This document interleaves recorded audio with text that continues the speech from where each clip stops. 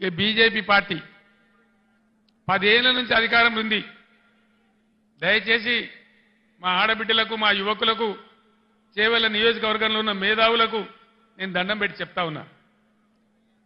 భావోద్వేగాలు పెంచడం తప్ప, ఒక మత పిచ్చి లేపడం తప్ప ఏమన్నా ఒక మంచి పని జరిగిందా బీజేపీ హయాంలో?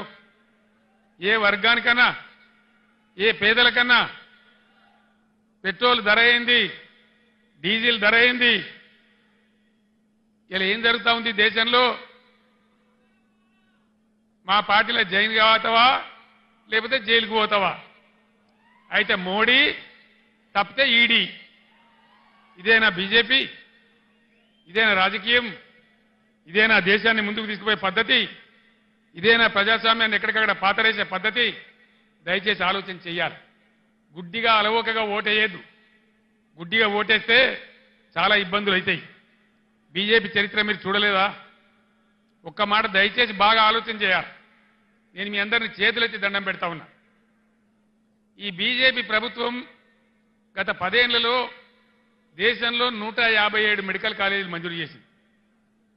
నేను 100 ఉత్తరాలు రాసిన ఒక్క కాలేజీ కూడా మనకి ఇయ్యలే. ఒక్క కాలేజీ ఇయ్యనటువంటి బీజేపీకి ఒక్క ఓటు కూడా మనం ఎందుకు వెయ్యాలి?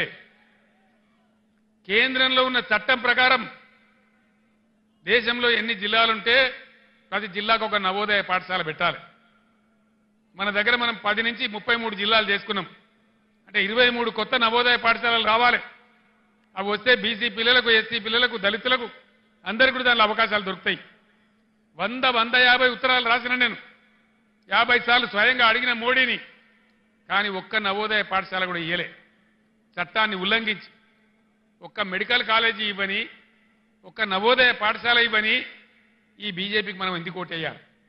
దేనికోసం ఓటేయాలి?